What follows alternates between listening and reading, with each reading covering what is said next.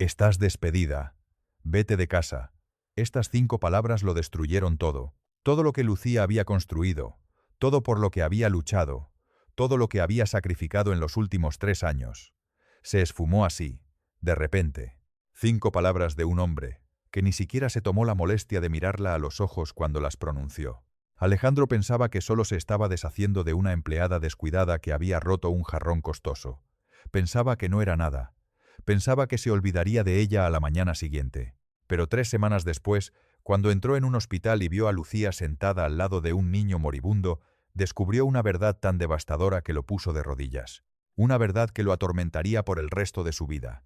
Una verdad que lo cambió todo. Pero ya llegaremos ahí. Primero, debes entender cómo empezó todo y por qué lo que Alejandro hizo aquella mañana fue el mayor error que jamás había cometido. Ahora, antes de continuar, pulsa el botón de me gusta, ahora mismo, y cuéntame en los comentarios. ¿Alguna vez has despedido a alguien o has sacado a alguien de tu vida y luego te diste cuenta de que no tenías idea de lo que esa persona estaba pasando? Sé honesto, porque esta historia te hará pensar 2 veces antes de juzgar a cualquier persona otra vez. Y te lo prometo, lo que sucede al final de este video te dejará completamente sin palabras. Era un martes por la mañana en Madrid. El sol apenas había salido y Alejandro ya estaba de muy mal humor. Había perdido un gran negocio la noche anterior. Un contrato de millones se le había escapado de las manos porque un competidor había hecho una oferta más baja en el último segundo. Y Alejandro era el tipo de hombre que no sabía lidiar con la pérdida. No sabía lidiar de ninguna manera. Llevaba eso dentro. Dejaba que le quemara por dentro. Dejaba que se convirtiera en rabia y luego descargaba esa rabia sobre quien estuviera más cerca de él. Y aquella mañana, la persona más cercana era Lucía. Ella trabajaba para Alejandro desde hacía 3 años. 3 años enteros despertándose a las 4 de la mañana, tomando 2 autobuses por la ciudad, llegando a su mansión incluso antes de que él abriera los ojos. 3 años limpiando cada habitación, cocinando cada comida, lavando cada plato, doblando cada camisa, asegurándose de que cada cosa estuviera exactamente como a él le gustaba. 3 años siendo invisible, 3 años siendo silenciosa, 3 años siendo la persona que hacía su vida cómoda, mientras su propia vida se desmoronaba pedazo a pedazo. Y en todos esos 3 años, Alejandro nunca le preguntó cómo estaba. Nunca le preguntó si necesitaba algo. Nunca la miró y vio a un ser humano de verdad, con una vida, con problemas, con dolor, con una historia que le rompería el corazón si se hubiera tomado la molestia de escucharla. Para él, Lucía era solo una función, solo un par de manos que limpiaban, cocinaban y desaparecían al final del día. Nada más, nada menos. Solo una empleada más que hacía el trabajo y recibía su pago. Pero Lucía era mucho más que eso, mucho más de lo que Alejandro podría imaginar.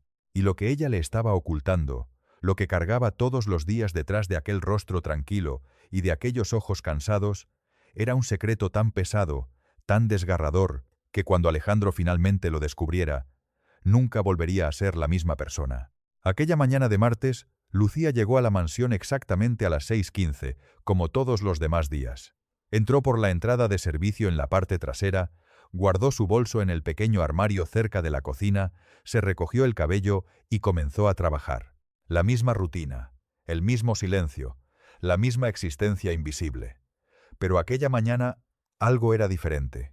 Sus manos temblaban, no un poco, no un ligero temblor, temblaban mucho. Había recibido una llamada la noche anterior, una llamada que la mantuvo despierta toda la noche, una llamada que destruyó su mundo. Pero vino a trabajar de todos modos, porque no tenía opción, porque faltar un solo día significaba menos dinero. Y menos dinero significaba que su hijo, su pequeño niño, la razón entera de su existencia, perdería su única oportunidad. Pero ya llegaremos a eso más adelante. Ella estaba limpiando la sala de estar, quitando el polvo de los estantes, moviéndose con cuidado entre las cosas costosas que llenaban la casa de Alejandro. Esculturas de vidrio, pinturas raras, jarrones antiguos, cosas que costaban más de lo que ella ganaría en 10 vidas.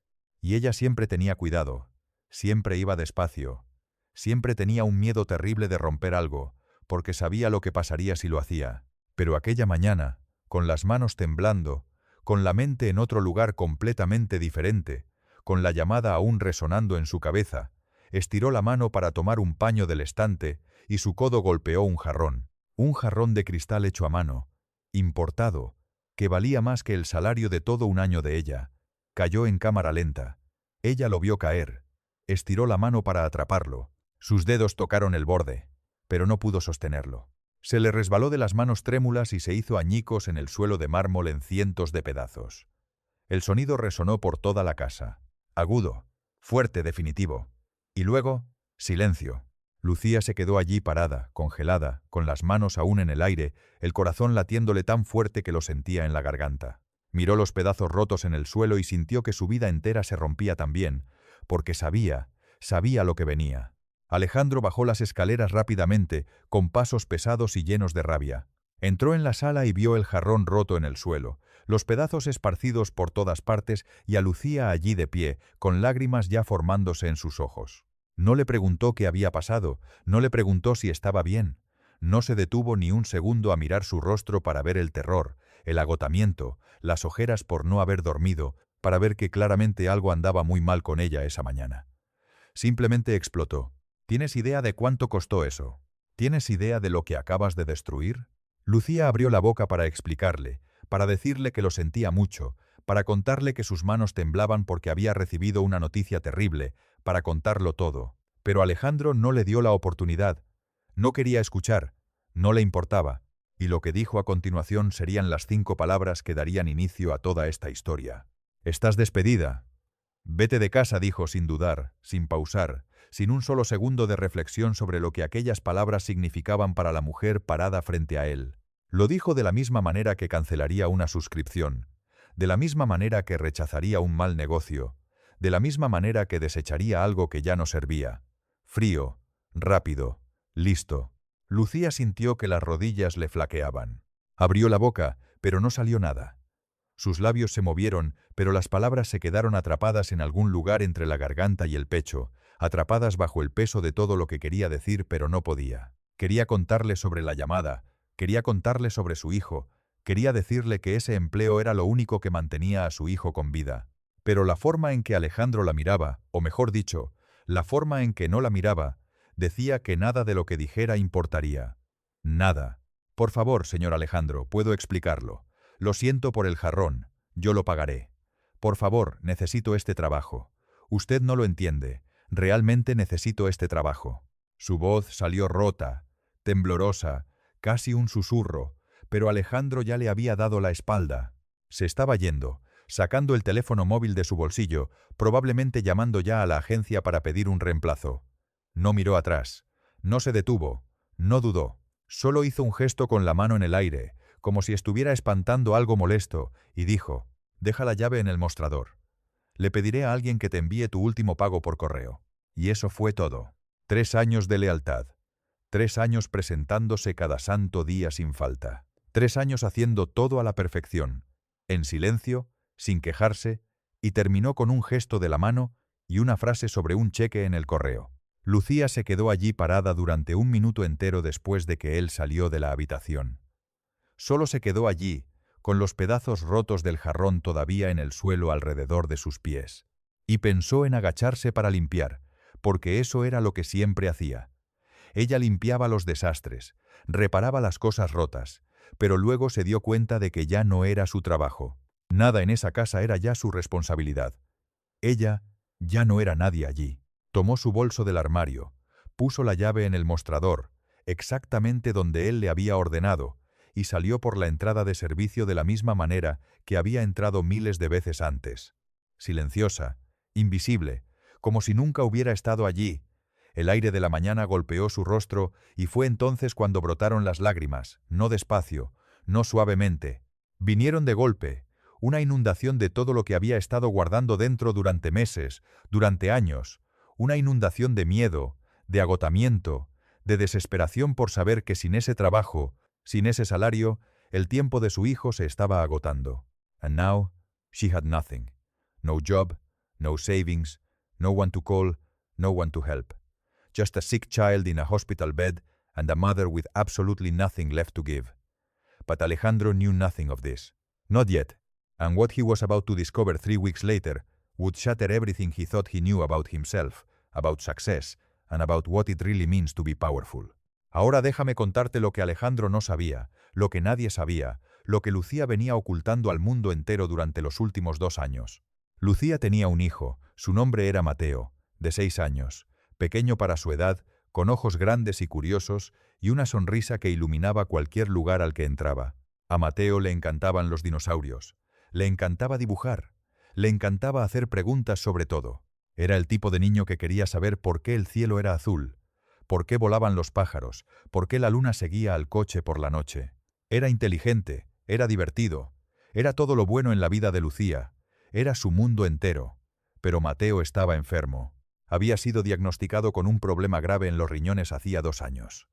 2 años de hospitales, de médicos, de exámenes, de salas de espera, de ver al pequeño debilitarse cada vez más mientras ella se sentaba a su lado, fingiendo que todo iba a estar bien. 2 años escuchando a los médicos decir lo mismo una y otra vez.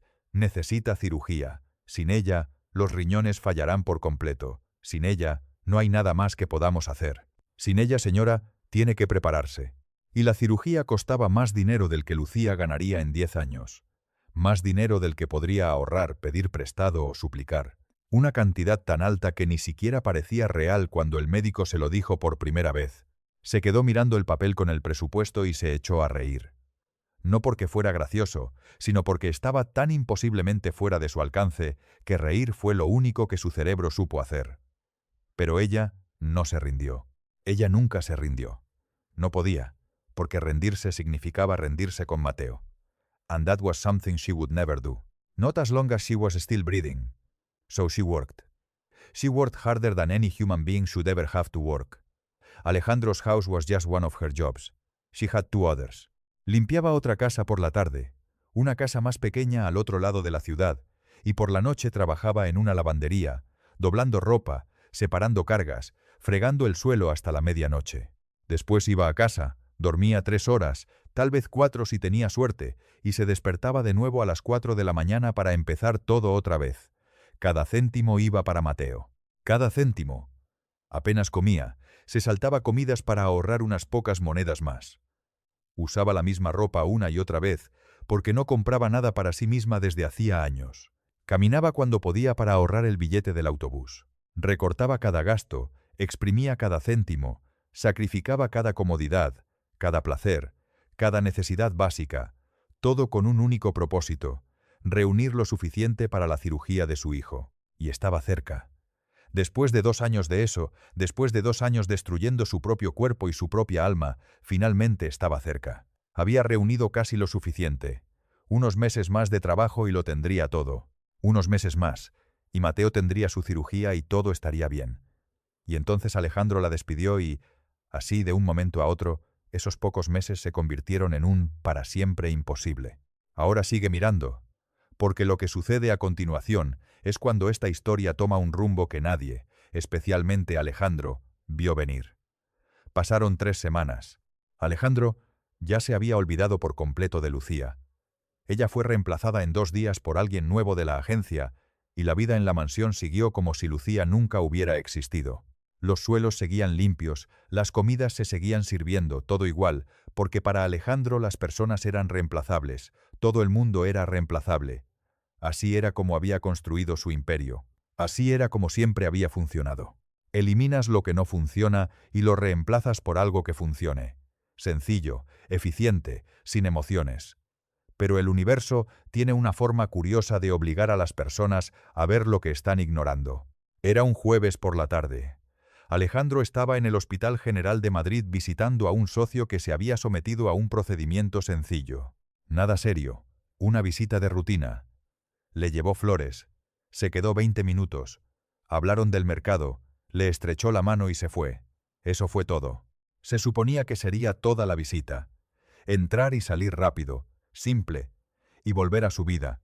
Pero mientras caminaba por el pasillo hacia el ascensor, algo llamó su atención. Pasaba por la sala de hospitalización general, la parte del hospital donde las habitaciones eran más pequeñas. Las paredes sin color, los pasillos abarrotados, las sillas de plástico y el aire olía a desinfectante y agotamiento. La parte del hospital donde terminaban las personas que no podían pagar habitaciones privadas, la parte en la que Alejandro nunca había puesto un pie, la parte que ni siquiera sabía que existía hasta ese momento, y a través de una puerta abierta la vio. Lucía. Estaba sentada en una pequeña silla de plástico al lado de una cama de hospital, con la espalda encorvada, los hombros temblando y la mano sosteniendo la de un niño pequeño acostado en la cama.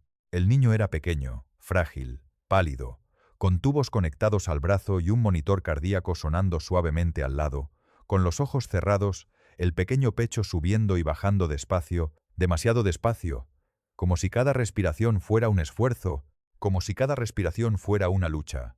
Y Lucía le estaba susurrando. Palabras que Alejandro no podía escuchar desde el pasillo, pero que podía sentir. Palabras de una madre pidiéndole a su hijo que resistiera. Palabras de una madre rogándole al universo que no se llevara a su hijo. Palabras tan llenas de dolor que no necesitaban ser escuchadas para ser comprendidas. Alejandro dejó de caminar. Sus pies simplemente se detuvieron, como si el suelo lo hubiera atrapado y se negara a soltarlo. Se quedó allí en ese pasillo, mirando a través de esa puerta abierta, y el mundo a su alrededor quedó en completo silencio. El ruido del hospital desapareció. Las personas que pasaban a su lado desaparecieron. Todo desapareció, excepto esa imagen, esa mujer, ese niño, esa cama, ese dolor. Y despacio, muy despacio, una horrible comprensión comenzó a arrastrarse por su pecho. Una comprensión que le revolvió el estómago, que le congeló las manos, que hizo latir su corazón de una manera que nunca antes había latido. Esa era Lucía, su Lucía, la mujer a la que había despedido 3 semanas atrás por culpa de un jarrón, y ese niño en esa cama era el motivo por el cual sus manos temblaban aquella mañana. Alejandro no se movió, no podía. Sus pies estaban pegados al suelo del hospital, sus ojos clavados en esa escena a través de la puerta abierta. Su cerebro intentaba procesar lo que estaba viendo. Intentaba conectar las piezas, intentaba dar sentido a algo que ya tenía demasiado sentido. Y ese era el problema. Tenía un sentido perfecto. Cada señal que había ignorado, cada pista que había pasado por alto, todo cobraba sentido ahora. Los ojos cansados, las manos temblando, el hecho de que nunca faltara, el hecho de que nunca se quejara, el hecho de que siempre se quedara hasta más tarde, el hecho de que nunca pidiera nada, todo cobraba sentido ahora. Y la verdad lo golpeó tan fuerte que tuvo que apoyarse en la pared para no caer. Caminó hacia el mostrador de enfermería despacio, como un hombre que camina hacia algo que no quiere alcanzar. Una enfermera lo miró y le sonrió de la manera en que el personal del hospital sonríe a los visitantes. Educada, automática. La mujer de la habitación 14 con el niño pequeño. ¿Podría decirme qué está pasando? ¿Qué tiene el niño?, preguntó Alejandro. Y su voz sonó diferente. No era la voz de un multimillonario. No era la voz de un hombre que dirigía salas de juntas y cerraba tratos millonarios. Era la voz de un hombre que temía la respuesta. La enfermera dudó, mirándolo con atención. ¿Es usted de la familia? Yo la conozco. Ella trabajó para mí. Por favor. La enfermera estudió su rostro por un momento y luego habló. El niño se llama Mateo, tiene 6 años. Tiene un problema grave en los riñones. Necesita cirugía urgente, pero la madre no tiene cómo pagarla. Lleva intentando reunir el dinero más de 2 años. Estaba cerca, muy cerca, pero perdió su trabajo principal hace unas semanas y ahora. La enfermera se detuvo, sacudiendo la cabeza despacio. Ahora la situación es crítica. Los médicos dicen que no tiene mucho tiempo, tal vez unas semanas, tal vez menos. Y sin la cirugía, no terminó la frase, no era necesario. Alejandro sintió que las paredes se cerraban a su alrededor. Sintió que el aire se volvía más pesado, más espeso, más difícil de respirar.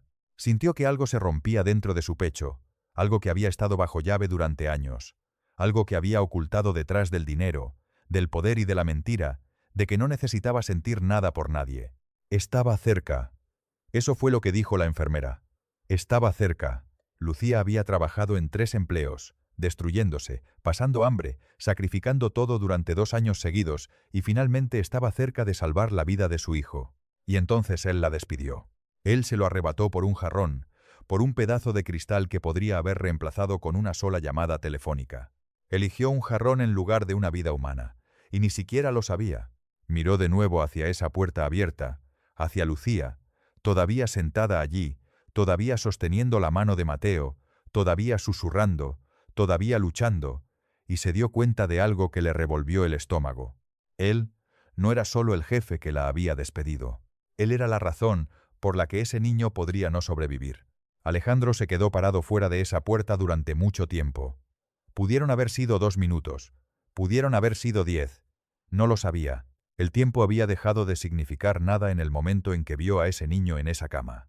Intentaba descubrir qué decir, cómo entrar allí, cómo mirar a la cara a una mujer cuya vida había destruido sin siquiera saberlo. ¿Qué se dice en un momento así? ¿Qué palabras existen para una situación como esta? No encontró ninguna. Así que, simplemente, entró. Sus pasos en el suelo del hospital hicieron que Lucía se diera la vuelta. Y, en el instante en que lo vio, todo su cuerpo cambió. Su espalda se tensó, sus ojos se abrieron de par en par. Su mano apretó los dedos de Mateo y su rostro, ese rostro que siempre había sido tranquilo, siempre silencioso, siempre invisible en su casa, ahora lo mostraba todo. Conmoción, confusión y algo más. Algo que parecía vergüenza, como si la hubieran atrapado, como si su secreto más profundo, el que había protegido durante 3 años, ahora estuviera expuesto ante la única persona que nunca quiso que lo viera. «Señor Alejandro, ¿qué está usted?» No pudo terminar. Las palabras simplemente se detuvieron. Alejandro la miró y luego miró a Mateo. El niño estaba durmiendo o tal vez demasiado débil para mantenerse despierto. Su rostro pálido, su pequeño cuerpo apenas haciendo bulto bajo la manta del hospital, el suero entrando en su bracito, el monitor cardíaco sonando constante pero despacio. Y Alejandro vio, realmente vio por primera vez en su vida, lo que era el sufrimiento de verdad. No perder un negocio, no que un competidor te tomara la delantera, no romper un jarrón costoso, el sufrimiento de verdad. Aquel que se sienta al lado de una cama de hospital y espera, reza, tiene esperanza, y se rompe un poco más cada día. «¿Por qué no me lo dijiste?», dijo Alejandro, y su voz se quebró. Se quebró de verdad. El hombre que se había plantado ante salas llenas de gente poderosa sin vacilar. El hombre que había negociado contratos de cientos de millones sin un solo temblor en la voz. La voz de ese hombre falló en una habitación de hospital frente a su exempleada. Lucía lo miró y una lágrima corrió por su rostro. Una sola. Despacio. ¿Contarle qué, señor Alejandro? ¿Que tengo un hijo enfermo? ¿Que no tengo cómo pagar su cirugía? ¿Que trabajaba en 3 empleos para mantenerlo vivo? Se detuvo, tragando saliva. ¿Qué habría hecho usted? ¿Habría pensado que yo era un problema? ¿Habría pensado que iba a faltar al trabajo? ¿Habría pensado que iba a pedirle dinero? Usted nunca me habría contratado. Y Alejandro abrió la boca para discrepar, para negar, para decir que no era verdad, pero no pudo porque ella tenía razón. Completa, absoluta y dolorosamente razón. Él habría hecho exactamente eso. Habría mirado su solicitud, habría visto a una madre soltera con un hijo enfermo y habría pasado al siguiente candidato. Alguien con menos complicaciones, alguien con menos carga, alguien más fácil. Y esa verdad fea y honesta, le dolió más que cualquier cosa que hubiera sentido en toda su vida. Alejandro se quedó allí en silencio. El pitido del monitor cardíaco llenaba la habitación, constante y lento, como un reloj que descuenta un tiempo al que nadie quería llegar. Miró a Mateo, a ese pequeño cuerpo librando una batalla que ningún niño de 6 años debería tener que librar. Miró a Lucía, al agotamiento grabado en cada línea de su rostro, a la forma en que sosteniendo la mano de su hijo, como si fuera lo único que evitaba que se desmoronara por completo. Y algo se rompió dentro de él. No se agrietó, no se dobló, se rompió por completo. Sacó el teléfono móvil de su bolsillo, fue a una esquina de la habitación y llamó a la administración del hospital. Cuando respondieron, dijo 6 palabras. «Yo pagaré la cirugía del niño». La persona al otro lado comenzó a hacer preguntas, a pedir detalles, a hablar de papeleo. Alejandro la interrumpió. «No quiero saber nada de papeleo ahora. Quiero al mejor cirujano de este hospital asignado a este caso hoy mismo. No mañana, no la próxima semana. Hoy. Cueste lo que sea necesario, yo lo cubro todo. ¿Entendido?» Hubo una pausa al otro lado. Luego un «sí, señor», y quedó hecho. Se dio la vuelta hacia Lucía. Ella lo estaba mirando con la boca ligeramente abierta, los ojos muy abiertos, las lágrimas cayendo libremente ahora, pero no se las secaba. Ni siquiera parpadeaba. Lo miraba como si estuviera hablando en un idioma que ella no entendía, como si las palabras que él había dicho fueran imposibles, como si su cerebro se negara a aceptar lo que sus oídos acababan de escuchar. «¿Qué acaba de hacer, señor?», susurró ella. «Lo que debería haber hecho hace mucho tiempo», dijo Alejandro, y su voz era firme ahora, decidida, como si algo se hubiera encajado dentro de él, como un hombre que había estado perdido durante años, y de repente encontraba el camino. Lucía sacudió la cabeza. «No, no, señor Alejandro, no puedo aceptar esto. No puedo. Es demasiado. No quiero caridad. No quiero que me tenga lástima. Yo me las estaba arreglando. Iba a resolverlo. Siempre lo resuelvo». Su voz se quebraba con cada palabra, luchando entre el orgullo y la desesperación, entre la necesidad de mantenerse en pie por sí misma y la aterradora realidad de que ya no podía hacerlo. «No esta vez». Alejandro dio un paso más, no demasiado cerca, solo lo suficiente, y la miró a los ojos. Realmente la miró, tal vez por primera vez en 3 años. «Lucía, esto no es caridad. Esto soy yo reparando algo que rompí. Te despedí por culpa de un jarrón». «¿Un jarrón? Y por culpa de eso, tu hijo casi». Se detuvo. No pudo terminar la frase. No pudo pronunciar la palabra. «Yo hice eso. Yo lo empeoré todo y lo voy a solucionar. No porque te tenga lástima, sino porque es lo correcto, porque debí haberlo visto antes, porque debí haber sido una mejor persona». Lucía lo miró durante un largo momento. Un momento largo, pesado, silencioso, y entonces se desmoronó. Se cubrió el rostro con ambas manos y lloró. No lágrimas silenciosas, no un llanto callado. Lloró de la manera en que llora alguien que lo ha contenido todo durante años y finalmente, alguien le dice: «Ya no tienes que cargar con esto sola». Y Alejandro se quedó allí en esa pequeña habitación de hospital, escuchándola llorar, y sintió algo que no había sentido en décadas. Se sintió humano. La cirugía se programó para el lunes siguiente. Alejandro se aseguró de ello. Llamó al hospital todos los días, habló personalmente con el cirujano, se aseguró de que Mateo estuviera recibiendo la mejor atención, la mejor habitación, lo mejor de todo. Trasladó a Lucía y a Mateo de la sala general a una habitación privada esa misma noche. Una habitación con una cama de verdad para Lucía, no una silla de plástico. Una habitación con una ventana que dejaba entrar el sol. Una habitación donde una madre podía sentarse al lado de su hijo sin que se le rompiera la espalda, sin que le doliera el cuerpo, sin sentirse invisible. Y luego hizo algo que nunca antes había hecho en su vida. Se sentó y escuchó. Se sentó en esa habitación de hospital con Lucía y le pidió que le contara todo, todo desde el principio. Y Lucía, después de años ocultándolo, después de años cargando con todo sola, finalmente lo dejó salir. Contó cómo había llegado a Madrid sin nada, sin familia, sin apoyo, sin nadie a quien llamar cuando las cosas se ponían difíciles. Cómo había criado a Mateo completamente sola desde el día en que nació. Cómo el padre se había ido antes de que Mateo diera su primer suspiro y nunca había mirado atrás.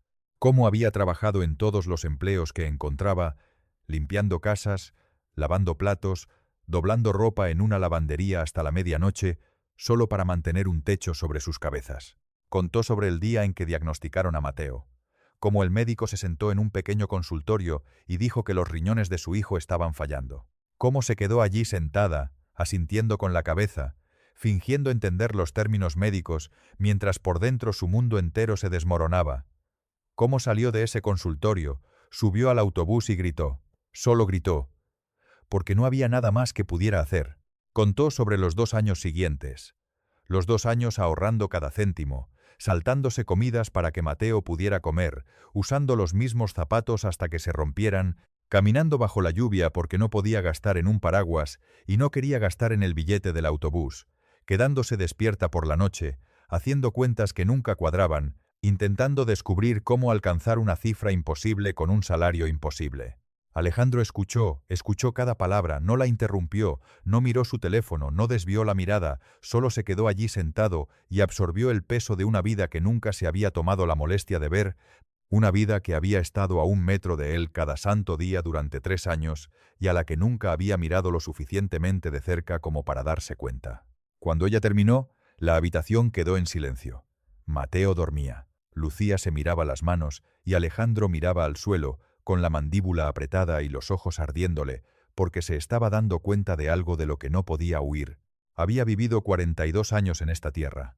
Había construido empresas, cerrado negocios, ganado millones, comprado mansiones, conducido coches caros, comido en los mejores restaurantes, viajado a todos los continentes. Y en todo eso, en todos esos años acumulando todo lo que el mundo decía que importaba, nunca había hecho una sola cosa que realmente importara. Ninguna hasta ahora. La cirugía se realizó el lunes por la mañana. Alejandro estuvo allí, no en la sala de espera revisando correos electrónicos ni haciendo llamadas para cerrar negocios.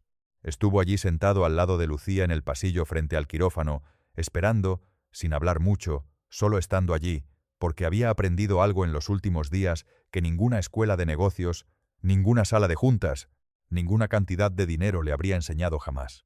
A veces, lo más poderoso que puedes hacer por alguien es simplemente estar allí, simplemente presentarte, simplemente sentarte a su lado y hacerle saber que no está solo. La cirugía duró 5 horas. 5 horas de silencio. 5 horas de Lucía apretando el reposabrazos de la silla con tanta fuerza que sus dedos se pusieron blancos.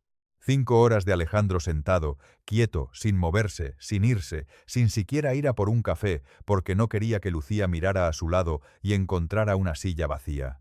Y entonces el cirujano salió y sonrió. La cirugía ha sido un éxito. Mateo va a estar bien. Lucía se derrumbó.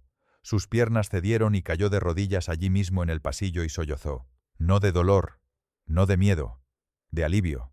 Un alivio puro, liberador y profundo. El tipo de alivio que solo llega después de años cargando con un peso tan pesado que habías olvidado cómo era respirar sin él. Alejandro la ayudó a levantarse y, por primera vez, ella lo abrazó. Un abrazo de verdad, del tipo que dice más de lo que cualquier palabra podría decir jamás. En las semanas siguientes, Alejandro le encontró un apartamento a Lucía en un barrio seguro, cerca de un buen colegio.